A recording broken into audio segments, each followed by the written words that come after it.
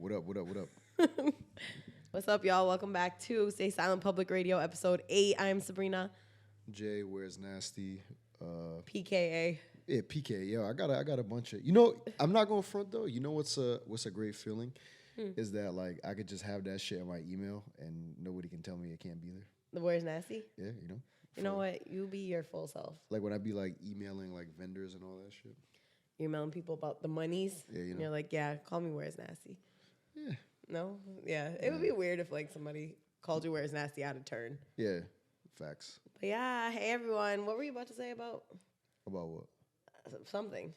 Oh, your favorite Ryan Leslie song is It's Valentine. Valentine. Was my favorite Ryan Leslie song Diamond Girl? Yo, that one's like, I be forgetting, like, whenever I hear that song, it brings me back to, like, a specific time. Now, sing Diamond Girl. I'm not going to sing it. Sing it, somebody. Okay, girl. You're the one. And with the rock on. That shit is hard. Yeah, that was it. Shout to Ryan Leslie for teaching me wealth. Yeah. You know what I'm saying? Shout to him. I fuck with Rick Ross. He wasn't teaching health, though. No, it was wealth. Dr. Sebi was teaching health. I know it.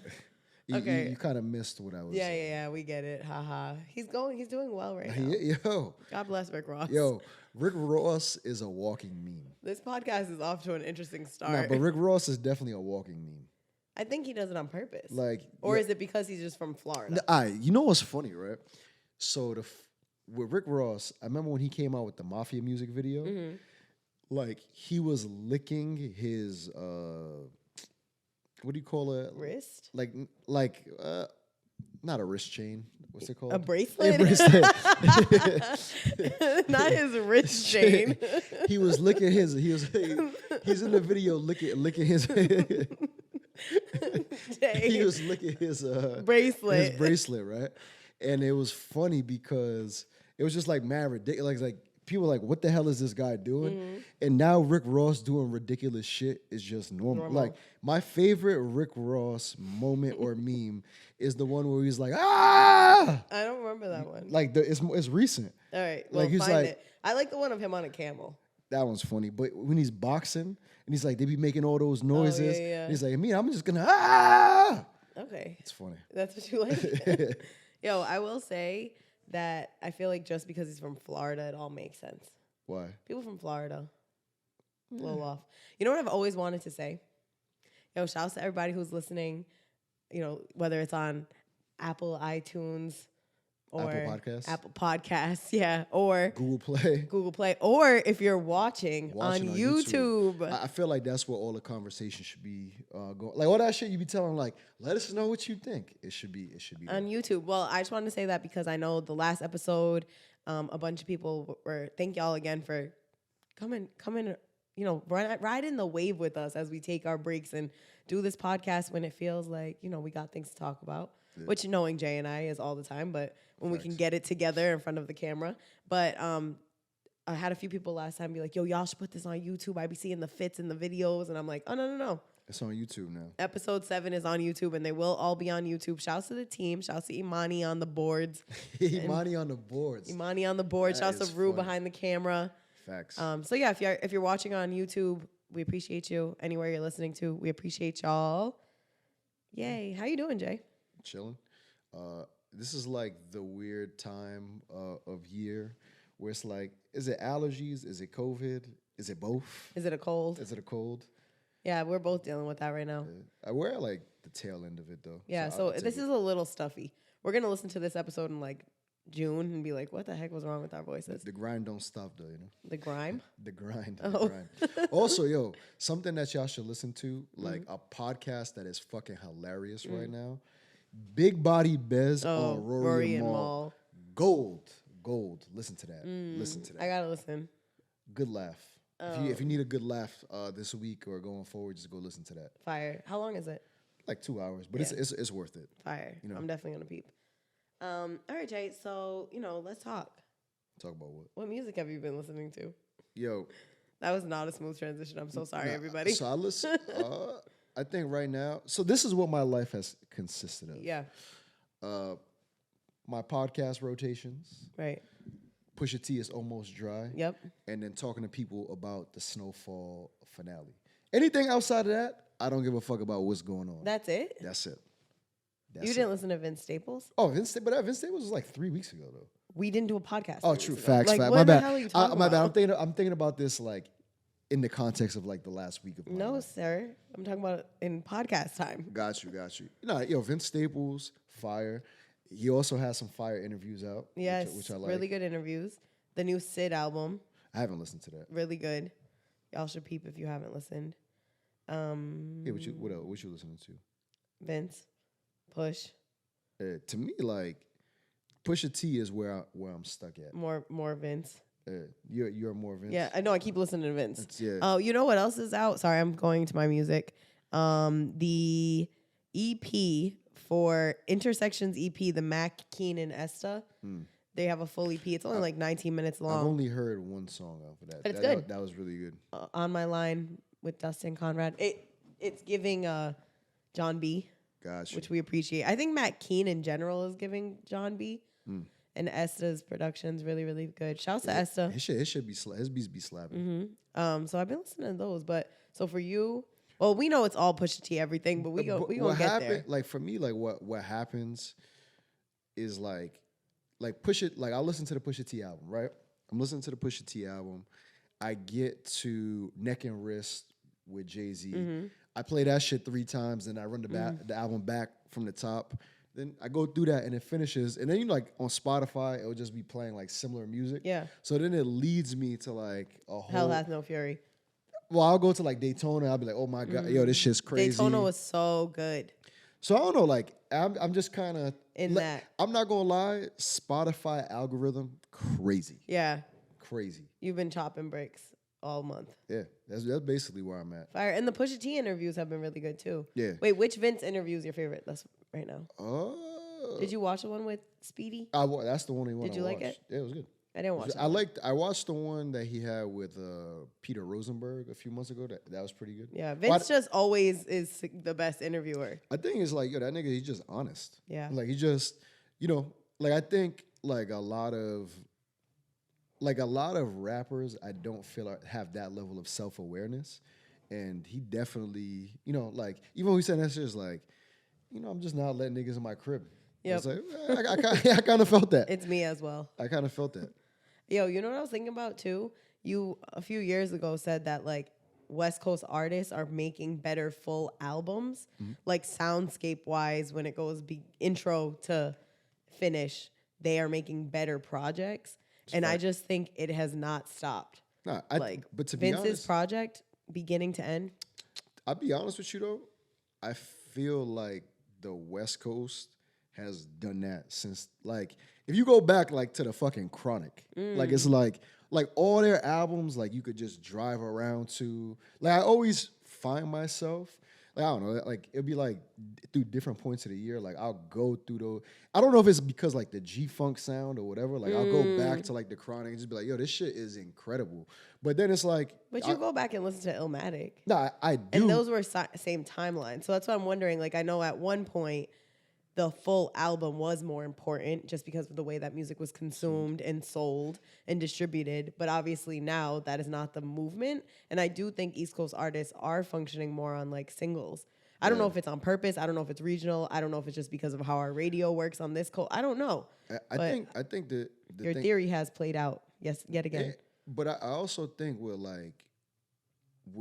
for when you're talking about like New York artists in particular, like the biggest thing that I've noticed is sometimes they so caught up on being like so lit in New York that they're not thinking about any of that other shit. You know what I'm saying? Right. So it's like, yo, you look at like, I can't tell you outside of ASAP, and to be honest, like he doesn't like for a while didn't sound like traditional New York City hip hop as people would want him to sound, or whatever.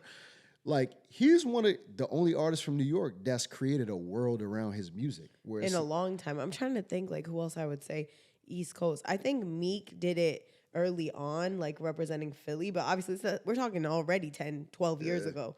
So it's not something that's like new. I used to be, yo, this is like when you say the 10, 12 years thing, like I remember when Meek, like when I first, obviously we knew Meek Mill from like the freestyles on YouTube and shit. Meek with the braids. But I remember like when he came home and the Flamers No, mixtapes. what was that song? Red Rose Red. Yo, I used to be in my dorm room playing the fuck out of that. You could record. find Jason with a personal size Grey Goose bottle and Rose Red playing. Yo, whew.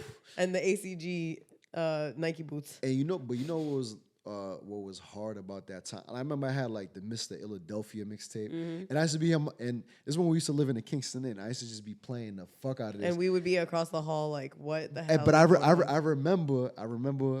Shout out to Josh Meadows. Josh Meadows knocked on my door. He said, "Yo, what is this? This shit is hard." I was like, "Yo, this is Meek Mill." Yo, I was thinking about Meek yesterday.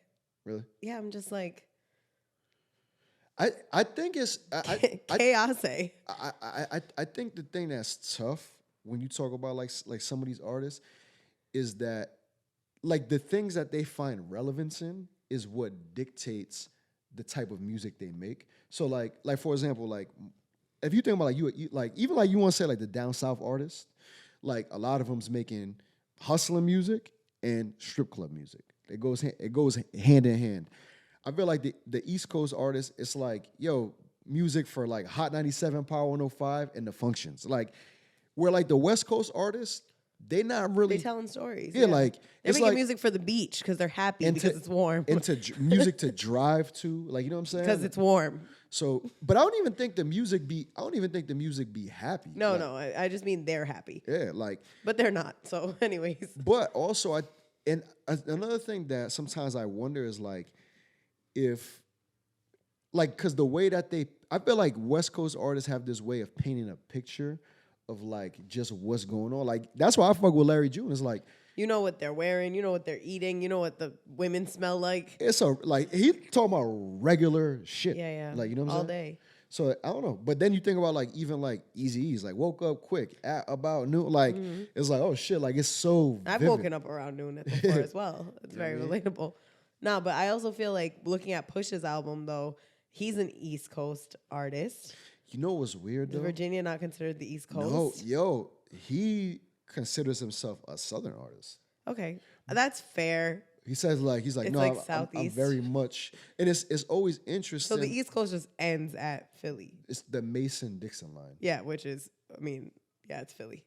I would say, so DC is not from what I've heard from conversations. Yeah, like it's Wale. It's South. So DC, from what I've heard, please, these people if y'all say, know something that we don't know, if you from that area, as they say, okay, tap in, right? But they say people from DC, that's not the South. But once you go to Virginia, that's the South. So think about Rico, like our friend Rico. Yeah. Rico, like he's from Virginia. It's like all he talk about is being from the South. Yeah, it's the Southeast, but.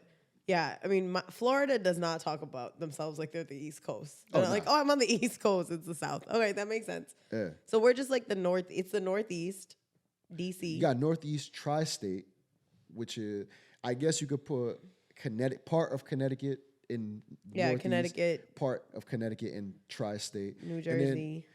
Then, All right, word. You know what I think needs to happen, though? Is that we need that DC...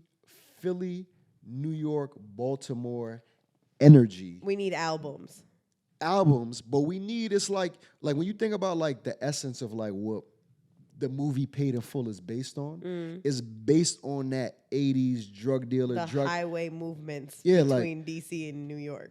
We need that energy. Like, yo, like, come on, man. It's like, yo, like East Coast always been known for getting fly, getting money. Being cold. Let's get, you know what I mean? Let's like, to me, it's like, yo, like when weathering the storm, in essence. When I hear, like, for example, like when I hear Freezer. like an old Mobb Deep album, it's like, and you hear the snare, it's like, yo, and that's another thing I want to talk about this Pusha T album. Yeah, get to it. Yo, for the snares on the Neptune's Pharrell produced tracks, like their snare is so crazy. I don't know. I'm fucking this like music nerd shit. No. But I was talking with my boy Mills, Max October, about this shit. And I was like, yo, the snares on those records are so crazy. Like they're perfect. Yeah.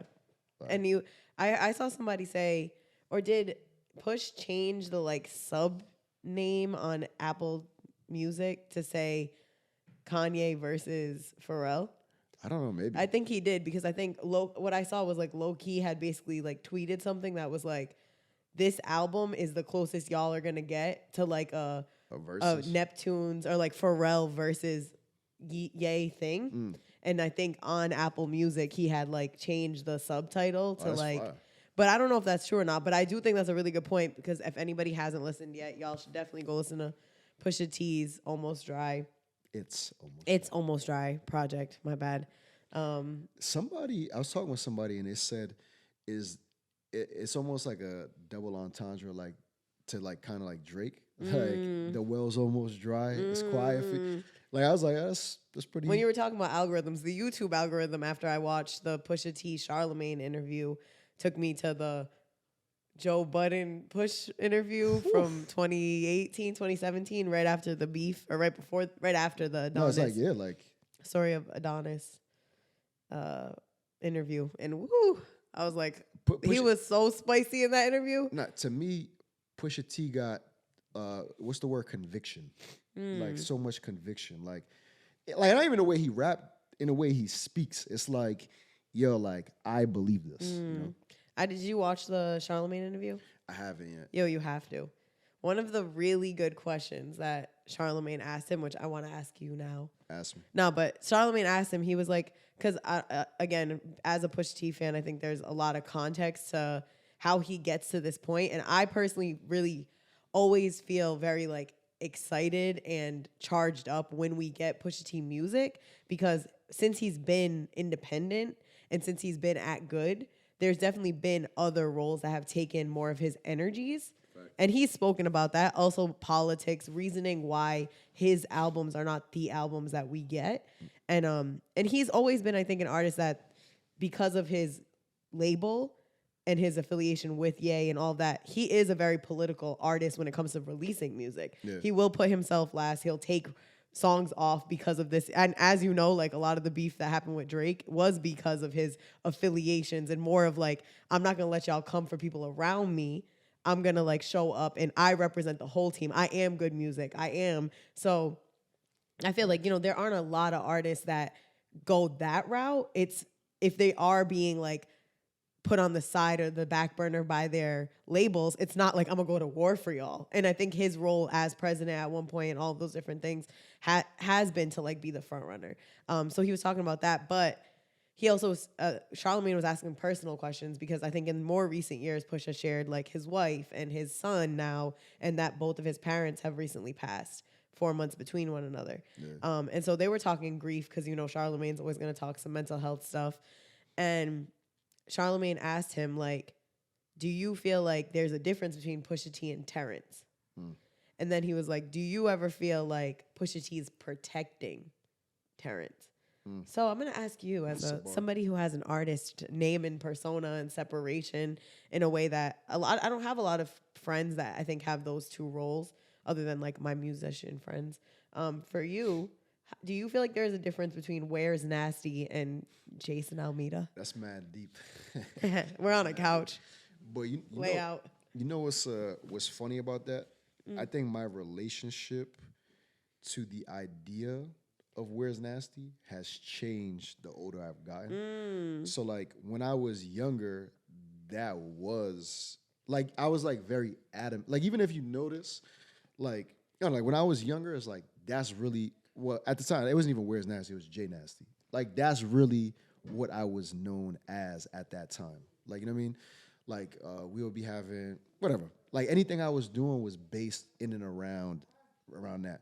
And then the older I've gotten, like, to me, it's like, oh, I just perform under this name. Like, it's not, like, it don't really got nothing, like, too much to... It's not a different person. It's not a different person, but it took me a long time to figure that out. But I felt like that had a lot more to do with, like, how do I put this? Like, that had a lot more to do with other people than it had to do with me. Yeah.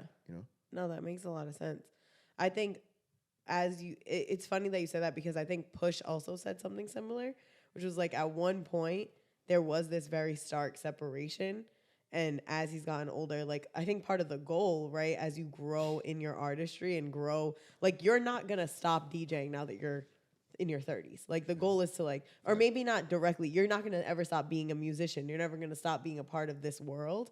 And so it's like, just for Push, he's 44, but he's still rapping. So it's not like you outgrow that. You want to make the worlds come closer together. Like, but I also think the thing about like, I guess having an artist identity is that shit gives you the confidence that you may not have as your own person. Like you feel like that for yourself? Nah, for sure. Like, I mean, it's like, to me, it's kind of funny. Like when I talk to people about like this type of stuff, and you know, like anybody who really know me, like we talk about like elementary school,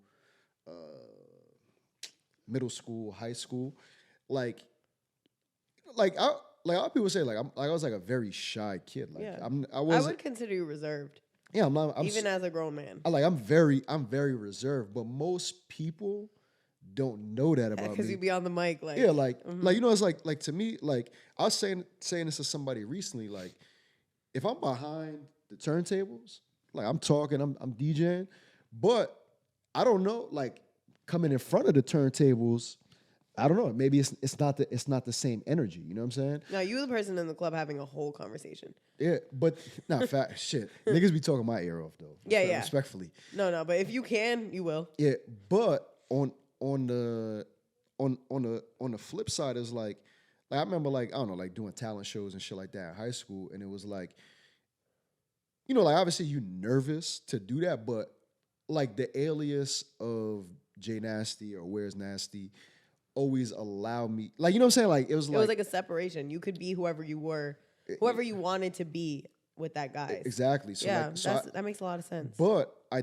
think the older I can't even say, like I said, like the older I've gotten, I can't speak for like anybody else. Yeah.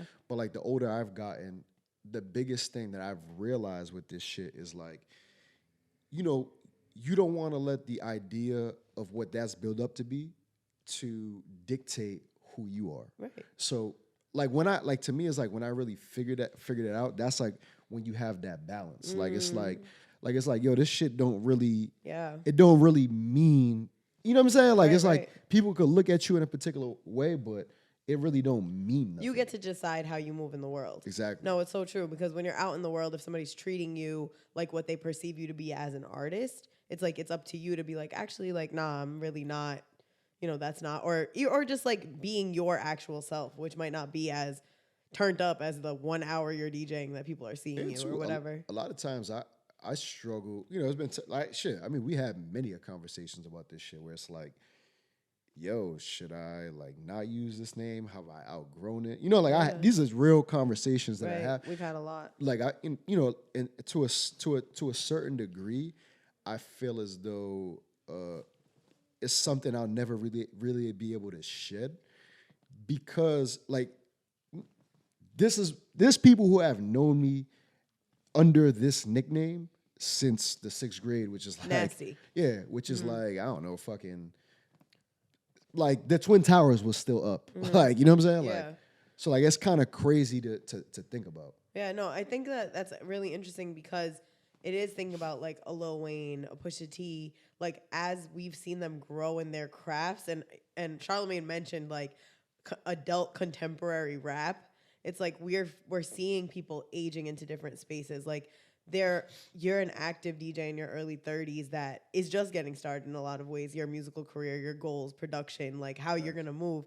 And so, you know, something that the word nasty, like at different points might have been looked at a certain way. Lil Wayne. It meant a whole different thing in 2001 than it even does now. You know and that's the same thing with like Push. Like, you know, yeah, he's obviously clearly stated he is no longer your neighborhood pusher, but at the same time, it's like this is a part of his persona. This is a part of his storytelling identity. This is so that idea of like outgrowing or how to grow with your art is like a real thing that I think we're seeing people that we grew up with kind of going through that. I think about this shit kind of like wrestling, and I actually like Pusha T is like one of the first people that I heard like use this analogy. So it's kind of interesting that he's like the reason that you brought this up. Yeah, it's like, yo, when you look back at like wrestling, right? Like right now, like you got all these rappers that they go by their real name, right? And to me, like the cool thing is like, yo, you have a persona created, you have this persona that you create or this identity that you create, right. and it's like, yo, you're a superhero. You know what I'm saying?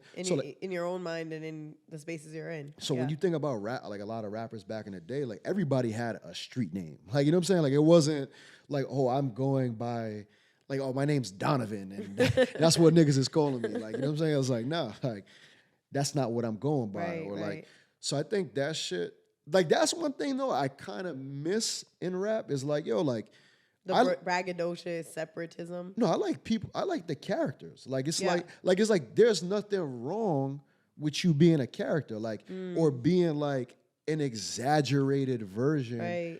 Like, you know, it's like I think it's dope that you have, like, for example, like say somebody like Kendrick Lamar, who may be more introspective about them as a person, and you have all these people who rap under their name.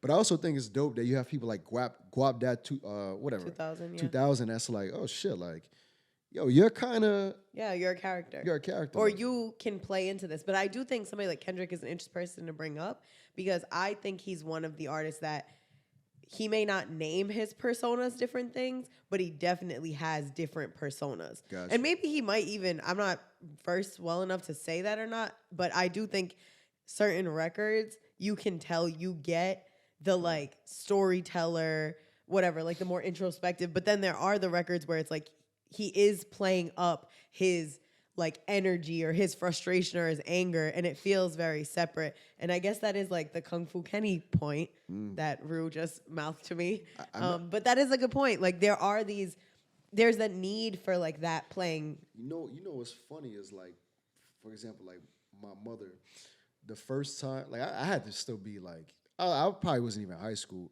and they said my name on the radio for something, like my nickname on the radio. And I was like, oh, like, yo, they just said my name on the radio. And she was like, oh, they didn't say, like. They're like, that's not your name. I didn't name you nasty. No, she was just like, oh, like, but they didn't say your government name. Yeah. And, you know, I had to, like, trying to explain, like, oh, like, that's not what like how everybody calls you Maria? Yeah. I'm like, like, that's not what people your call street me. name? So, Maria yeah, so it's kind of, I don't know, to me, it's kind of interesting. You know? It is interesting. And I want to create more personas. To do more projects. To do different things. Come on, dab me.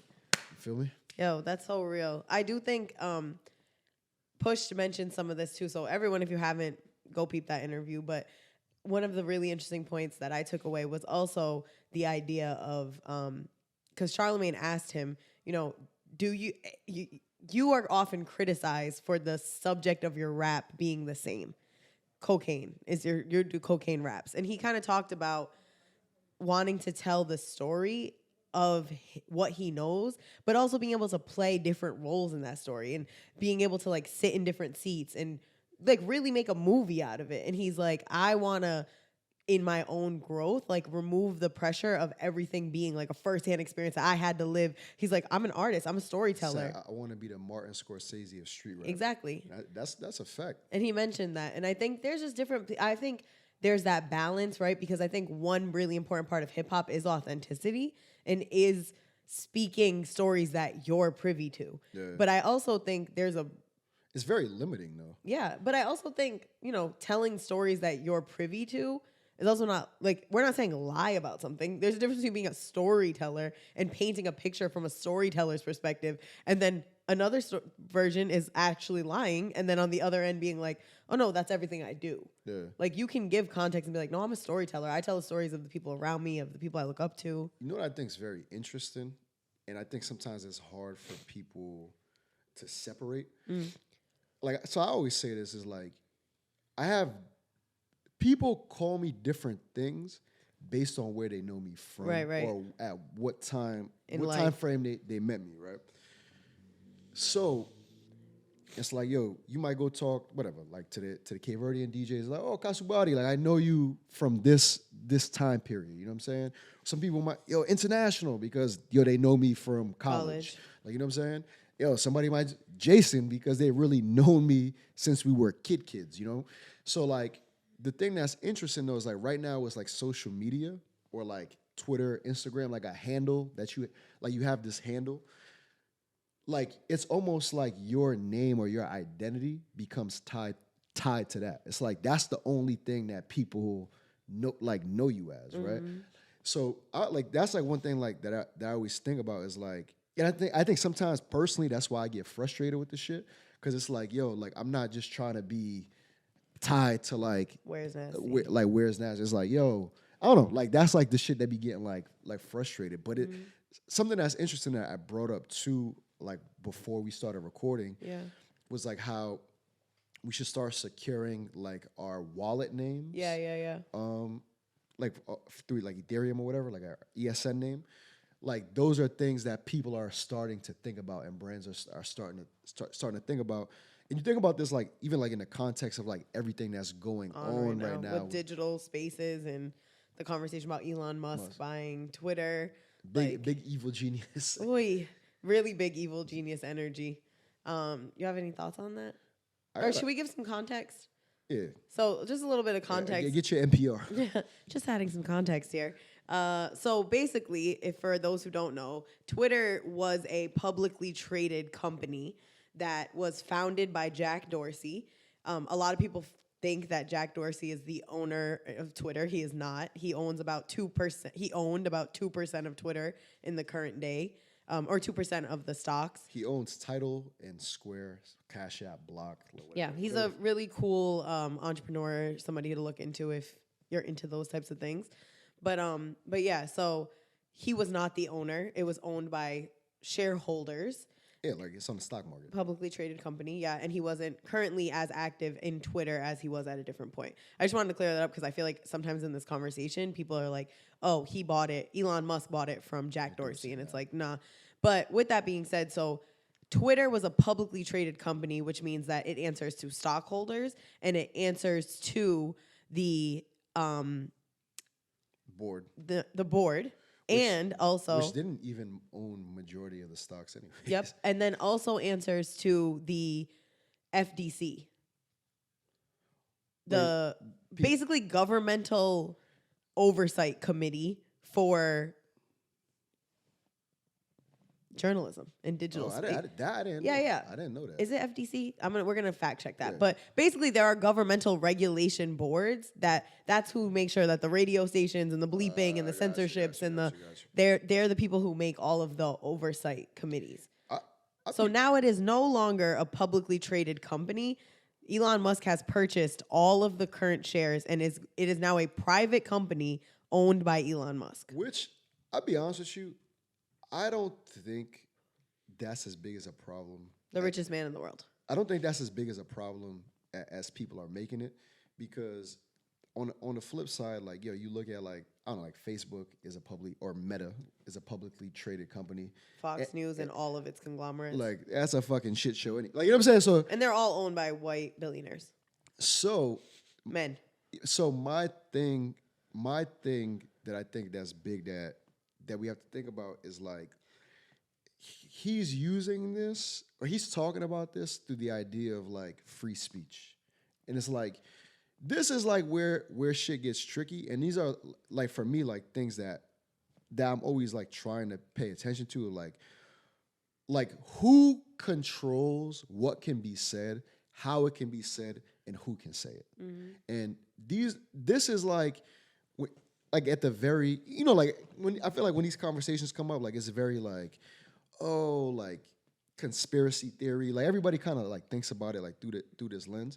But I think it's important to think about this shit because, like, yo, I always like a point in recent history that I always point to that I think that we as Black people of color should be very aware of was Minister Farrakhan speaks July 4th weekend, right? Yep. This is like 2020. Yeah. This is after George Floyd, Breonna Taylor, in the middle of COVID pandemic, crazy. Mm-hmm. Yo, this is somebody, whether you agree. And how did we tune into it? Because we watched it. So this is what I'm about to get to. Yeah. This is what I'm about to get to. This is somebody that at one point was a very prominent voice within the Black community. General media as well. Got 1 million Black people to go to DC. Like, you know what I mean? All this crazy shit, right? Had some the current leader of the Nation of Islam. So it's like, just to give you context on who this person is, has been on popular radio, TV, whatever, all this shit, right? Somebody who they largely consider anti-Semitic, so that's like why he's not on certain platforms, right?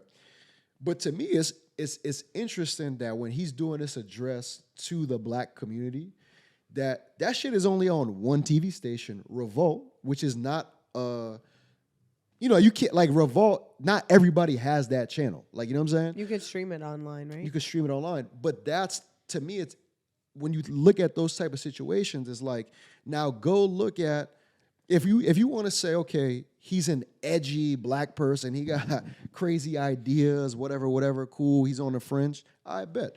But those same counterparts on the opposite side who are white and all that, or like people that Joe Rogan has on his podcast that millions of people listen to, they have platforms everywhere. So like, to me, like when I see this type of stuff going on with like what Elon Musk is doing is like, okay, are we gonna have things in because Minister Farrakhan is banned from Twitter. I know he's banned from Facebook. I can't confirm. Okay. I can't confirm Twitter, but all I'm saying is when these will this free speech be like applied equally? Yeah, like who dictates? Because like a lot of times when people like talking about like, protecting free speech and protecting the First Amendment and all this, it's like, well, who's dictating what's correct and what's incorrect? Like that's really what we're living in right now. Right. So like even like when you look at like what's going on in politics with like Trump, 2020 election, like all this crazy shit. Trump being banned from Twitter. Like all of this stuff is like, yo, we have to pay very close attention to like, yo, what is your intention with this platform? Right. Like me personally, I'm not a huge fan. Like I love like Tesla. Like I'm like, oh, like I think that's a dope car. Like it looks cool. But I don't really understand Elon Musk. And like, I think like I observe the way that he uses the internet.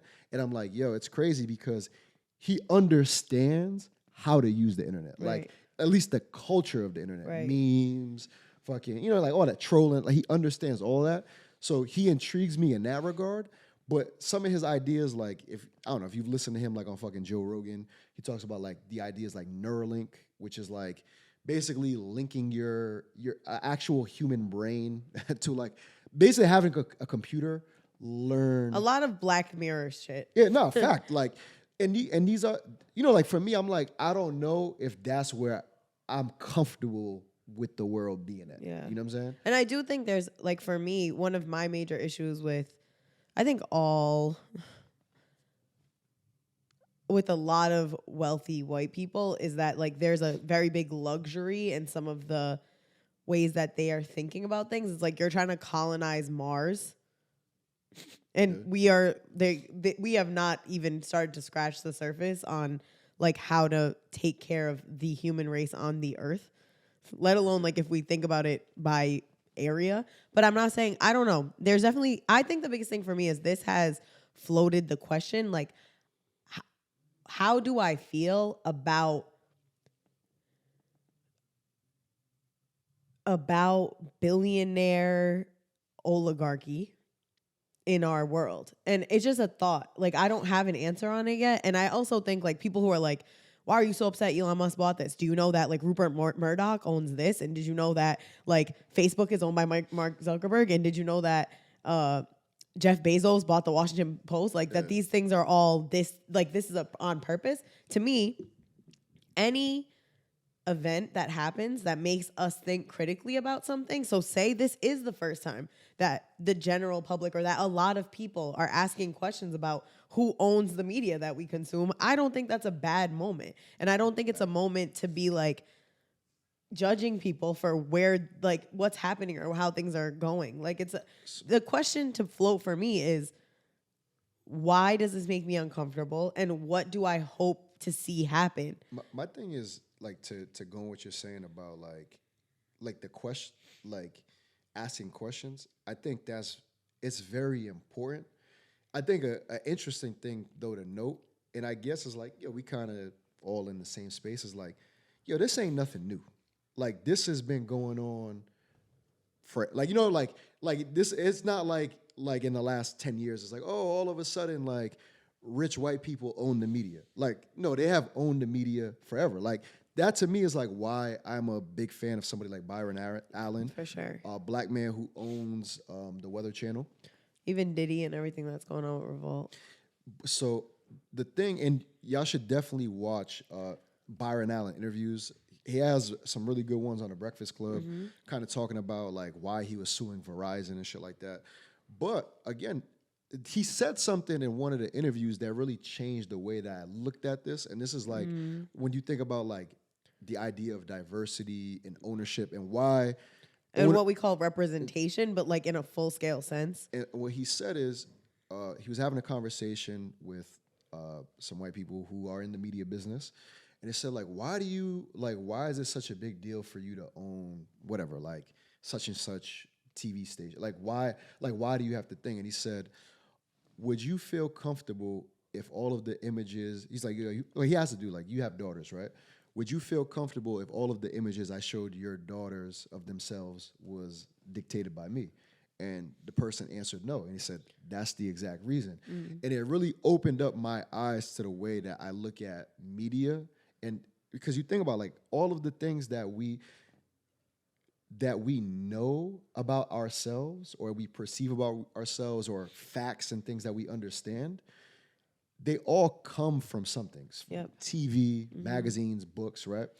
So like this whole like idea of free speech, family, but where do they learn those things? Exactly. Like where those things become immortal. Like imagine if like schools, like so you textbooks. So media, like yo, this is what media is, and now social media, where there is no barrier. So even going back to the Twitter thing, there is no barrier for who control. Like I guess Twitter is supposed to democratize media. Like it's supposed to give parts of it for sure. It's supposed to give everybody a platform. And they've done a better job than most other in terms of like keeping it consistent from the beginning. Like the why do I want to say chronological? Chronological order stuff. Yeah. But again, I think it's like when you got to peel back the layers again. And this is why I fuck with Jack Dorsey. If I know niggas don't be fucking with Joe Rogan and all that, but Jack Dorsey has an interview on Joe Rogan where he talks about his idea of like how the internet should be governed. Like there should be a board. Like it shouldn't be controlled by just one person. The internet was never created for that. There should be like a board and all of these people create a best practices. Like imagine like I understand what you're saying. Yeah, like a NATO, but like for the internet. Right? Where it's like, yo, we're gonna create a best practices, and so like Facebook doesn't have its own, Twitter doesn't have its own, this new social media. It's like, yo, let's all fall under this umbrella, and this way it's like, you know, like I can't just ban this one person and then they go to the next platform.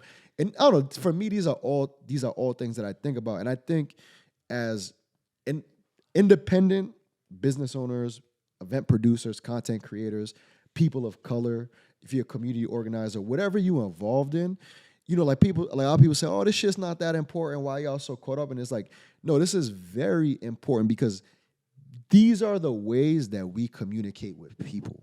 You know what I'm saying? These are the ways that we gather and get information out. And we need to be very aware of what's allowed and what's not allowed. Because when we start having these conversations about like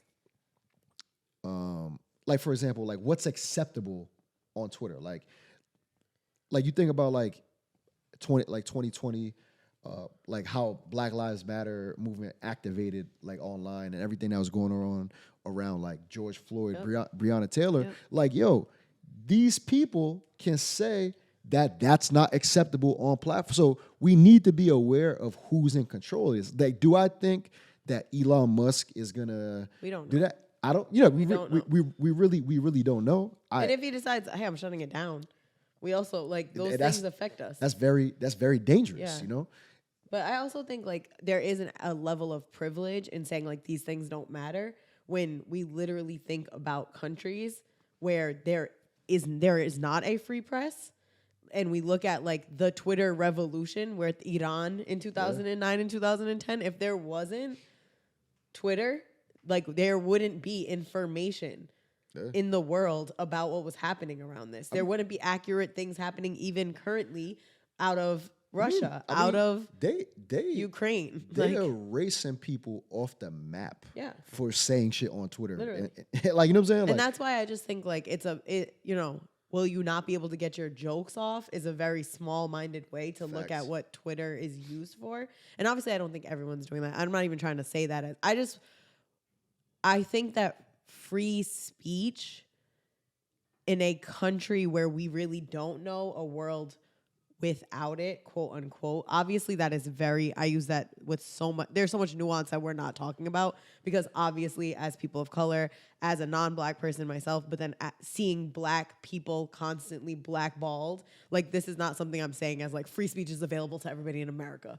But I do completely, I think that there's a general sense right now amongst my peers that this is either not a big deal or this is like there's not really like a middle ground. And I don't know if we really have conversation about it in this middle ground sense. So I also want to just note that it is not the FDC, it is the FCC. And it's the Federal Communications Commission. And they are an independent agency of the United States federal government that regulates communications by radio, television, wire, satellite, and cable. And we've heard them fuck the FCC a lot in a lot of whole records. Yeah. Because the thing is, and this is why, like, I think in any instance, like, if you're building a company, if you're starting a school organization, all these things is like, this is why it's important to have several different types of people in the room talking about, like, motherfuckers be talking, I'll seat at the table, like, there's all these phrases that we use to describe these things. But that shit is real because, who dictates what's acceptable? Like, I talk about this all the time in relation to like the idea of like what culture is. Right. Like, who creates culture?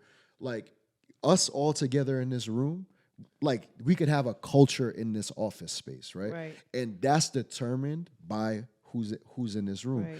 But if somebody that's not a part of this space comes in, they might be like, oh, like, I don't interact in the way y'all interact. Like, they either have to adapt to our culture or make us change something in our culture.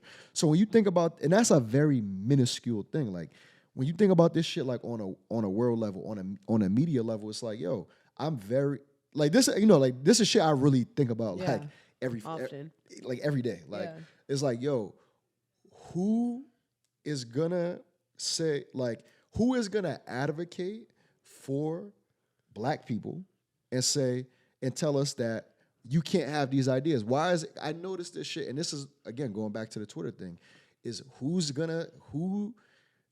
gonna protect us in these instances? Who's gonna be the people that says, no, actually, this is a thing that's important for us to talk about, and we need the platform to have this? Because every time we have people who have like these like far out ideas, it's like, oh, you can't say that. You can't say that. You can't do that. You can't do that. So I don't know. I think I'm like scared, but I'm also interested too and excited for other platforms that are coming kind of out of this. Like, that's why personally I'm really interested in a place like Discord, where it's like, it's giving people another medium to communicate, and you can kind of start your own community on there rather than it just being like in the open. Yeah. And I think one thing that's important for, like, as I move in some of these conversations, or I'm trying to learn or understand even what my own feelings are about it, again, because these power constructs have been here since the dawn of time. Okay. Obviously, the ways in which we are privy to the movements of them has changed, and our awareness just about like wealth, our awareness about the inequalities of things have always existed, but the level to which we can understand and get data on this stuff is the highest it's ever been. And so when I think about that, I try to stay hopeful in like the power of individuals and the power of community, the power of people, because it's very easy to feel powerless when these are the types of things that are happening. $44 billion is being scraped together. This is the GDP of multiple nations put together. This would solve world hunger. This would change climate change stuff. This would do so many things, right? But this is being used to buy a company like Twitter, which has been profitable 2 out of the years that it's been a company. It's not found a way to be profitable. This has been a consistent conversation about Twitter on the financial side. So when you're looking at these like notes, it's just crazy it's easy for me to feel powerless. But then I remember that like Amazon, Starbucks, right now they're going through their first versions of unions. Like human beings that are working in these environments are like, yo, if you're going to be the largest company in the world, have the most employees in the world, and we aren't going to be able to get bathroom breaks, like that's not going to work. Yeah. How do we start to unionize? They're starting these conversations. They're starting to unionize. And these movements, the union and labor movements, happened at different points in history in times like this where something is becoming really industrialized. Things are growing exponentially. In our lifetime, Amazon went from 0 to what it is right now. So it's just like I try to remain hopeful and also still remember the power that I have, decision-making power, buying power. You know what I always think about with this stuff? Because I think now, I think it's easy to place responsibility. How do I say this? I don't know, like, or I think about like the word responsibility and like who bears the responsibility. Is it like I don't know? I think it is like a balance. Is there a balance in responsibility? Right. So like we have to make noise on both sides to at least try to find a balance in some of these things. Like it is important for people to shake the tree because that's when things happen. Like, so these people were saying like, no, like actually you're doing this, but we want this and this. Like, it's not about just being like, oh, like, fuck it, we're defeated and we can't do anything. Right. It's like, this is how like you're saying, like we've always seen progress. Things change. In these things. And like for me, it's like I'll be real with you. Like, yo, the other day I was driving by like a homeless person, right? And I was like, yo, it's crazy to me that like there's people that like politicians that they make 6 figures, right? They make 6 figures and they drive by these people every day. Every day they drive by these people and they don't think about like what do they think about? Like they bear the like obviously we as a community, we bear the responsibility of treating people well and being around people and things. But it like to me, it's like, it's just interesting. It's like, yo, like your literal elected job is to think about these things and you make a lot of money doing this shit and you drive by this every day for years. Yeah. Like, so I don't know, like it makes all this shit just be making me think like. But it's like we bear the responsibility to elect officials that we that will like make changes. So it is just like, it is such an interesting responsibility is a shared thing. Like all of it is like nobody's really off the exactly. It's like when we ask those questions, we ask like what are our responsibility? Like how can we continue to like support? And that's like something that I don't know, you've made me think, like even like in that comment, like do we need to pause real quick? No, like want me to tell him? You can't hear it in the thing. Okay. Now, sorry for that, everybody. We have a construction going on right outside the door. Yeah, you're really not gonna be able to hear that. Can you hear it at all, Imani? Okay, cool. Thanks. Okay, we're gonna continue. Like I don't even think we're cutting that out, right? No. All right, go ahead. Sorry, I made you think. No, like you really made me think during like with the like like just like this exchange that we're having, because it's like, yo, like we think about voting and we think about all of these things in this type of way, and it's like all of these things is connected. It's very easy to say that they don't matter though. It's very easy also to say that we have no say in it. Yeah. And it's like, well, a lot of like a lot of what we do does affect a lot of the other things that are happening. Yeah. And I think that's the biggest thing about connectedness and globalization and all the stuff that's happening. Like if we don't look at ourselves as a piece of this puzzle, like we're living a very low vibrational life. Yeah. Like this world is very connected naturally, energetically, spiritually. Yeah. But then when you take it a step further, we're actually very intertwined with one another because of commerce and because of information exchange. And so culture. And culture, yeah. We make it, but we make decisions every day that affect the livelihoods of other people. And it is our responsibility as people who have access or privilege in whichever form we do to think about it in that way. Like we can be fighting for more. We can be aware that there is inequality. We can still be aware of our blessings. Like it's a challenging push and pull. I think the thing that for me personally, I think the thing that's interesting about like a lot of this stuff is like it's like I actually a conversation I've been wanting to have with like a close friend of mine, or like family member, is like these feeling like you think about like the idea of like ego, greed, like these things that exist, like they exist, like even within like all humans. Yeah, all humans. Yes. Like it's not, and the environment and the circumstances kind of alter these things, and I guess like that's like why people try to find like enlightenment and find like a quote unquote like a higher self or a connect to a higher self is so like I can balance all of these things that are going on, because it's like we all feel jealousy, we all let our ego get the best of us, we all feel these different things, and it's like how do you find balance or quote unquote peace in the middle of this stuff? So like one of the things that I think about is like the idea of like being guilty. Like I think like a lot of us like you can feel guilty of like, oh damn, like it's very easy to be like, like I don't know, like damn, I could bought McDonald's today, but there's somebody who didn't eat. Like, like it's a very, like if you sit and really think about this shit, it's like you'd be like, damn, like every action that you do, like it's like, oh, like I just bought fucking bottled Poland spring water. These motherfuckers don't even got Jay's clean drinking water. Polo Spring. Yeah, Polo Spring.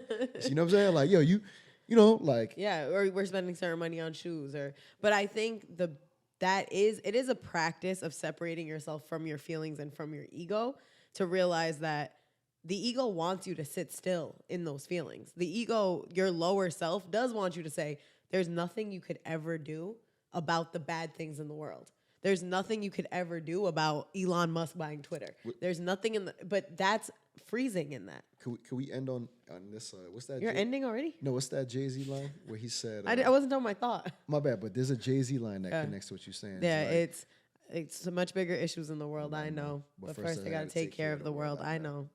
Mm-hmm. So that's a good one. I always say that one. So we'll end with that when I'm done with my statement, which is that I do think like separating yourself from your feelings and saying like, yo, it's a real thought to have that feeling. We're not wrong for being born into the life that we're born into.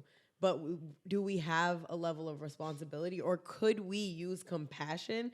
Could we respond to our feelings of like, oh, am I spending too much money on this? Or have I thought about how I can spend my money more wisely? Have I thought about in which ways am I supporting people who need it, or my friends and family members who need it, or my school that I came from, or the streets I drive up and down every day? Those are questions that if we ask those questions, we might have answers to. But if we sit in guilt, we will never move. I had this conversation with somebody yesterday where like we're like talking about this shit where it was like, yo, it's like, yo, you get money and then you kind of leave where you from. Like, you get money, it's like, I don't want to live here no more. Or, like I went to these type of schools, but I'm gonna put my kid in this type of school or like whatever.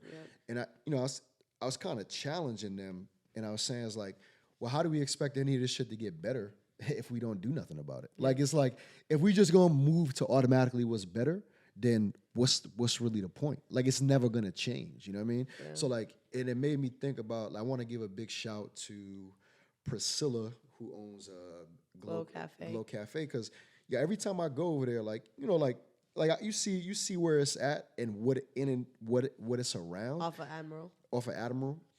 In Providence.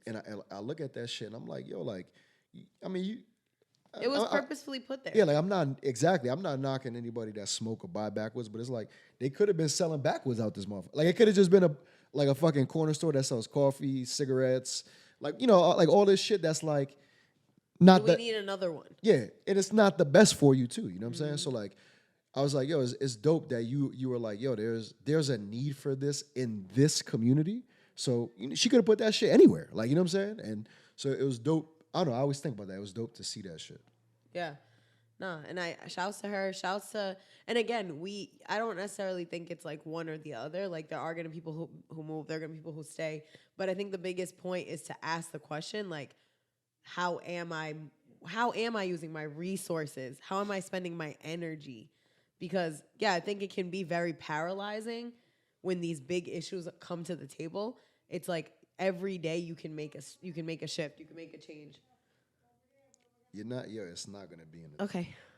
All right. Well, I think on that note, Jay, you want to take it out with the Jay-Z quote? I don't even remember. What is it? There's much bigger issues in the world, I know. But first, I gotta take care of the world I know. Bet. Thank y'all. Shouts to y'all. Keep us on everything. At Stay Silent PVD. And we out. We out.